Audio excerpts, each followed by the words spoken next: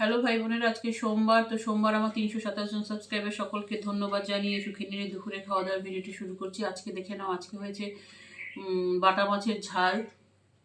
বাটা মাছগুলো না প্রতিটাতে ডিম আছে ভাই বোনেরা। আর হয়েছে ওলের তরকারি, চিংড়ি দিয়ে হয়েছে। ঠিক আছে, চিংড়ি দিয়ে ওলের তরকারি হয়েছে, ব্যাস এই। ভাই বোনেরা, গ্যাসের কিন্তু আবার মনে হয় দাম বাড়বে। গ্যাসের প্রবলেম যাবে না, কারণ ওখানে যুদ্ধ হয়েই যাচ্ছে, হরমুজ প্রণালী বন্ধ হয়ে গেছে। সুতরাং গ্যাসটা একটু সাবধানে ব্যবহার করবে। এবারই আমার গ্যাস গেছে 1 মাস 28 দিনের মতন।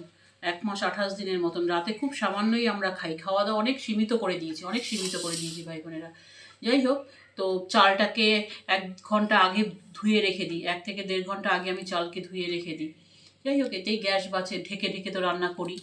আর হ্যাঁ ভাই বোনেরা, এই যে শুভেন্দু মুখ্যমন্ত্রী হওয়ার পরই শুভেন্দুবাবু কতগুলো ভালো ভালো ডিসিশন নিলেন, খুব সুন্দর ডিসিশন নিলেন। সত্যি 48 ঘন্টার মধ্যে এত তাড়াতাড়ি এত সুন্দর ডিসিশনগুলো সত্যি প্রশংসনীয়।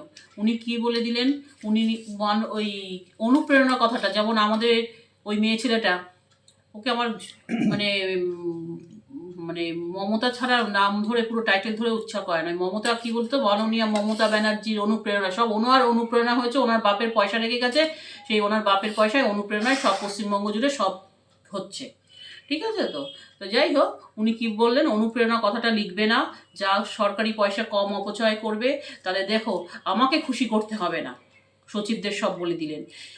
সবার চেয়ে খুশি হয়েছে কি, বর্ডার সিলের ব্যবস্থা শুরু হয়ে গেল। 45 দিনের মধ্যে বর্ডার সিল হবে, যেটার জন্য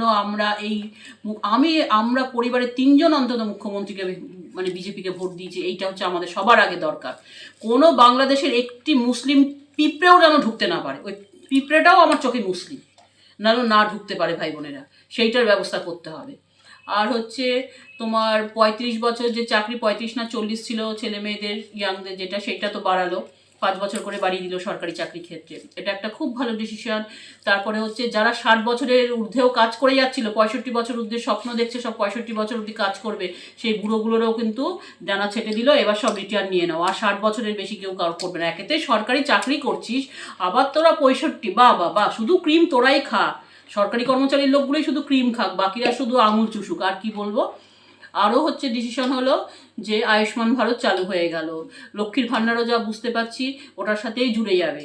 সুতরাং ভাই বোনেরা দেখো, অনেকে অনেক সমালোচনা করছে, দেখো ধীরে ধীরে কেয়া কেয়া হতা হয়, ঠিক আছে। কখনো মানে হয়রান হবে না, হতাশ হবে না। আজকের মতন ভিডিওটা এইটুকু। ভালো লাগলে লাইক চিহ্ন দিয়ে সাবস্ক্রাইব করে পাশে থাকবে। আমার পাশে যেমন আছো, শুভেন্দুবাবুর পাশেও তোমরা থেকো। জয় শ্রীরাম।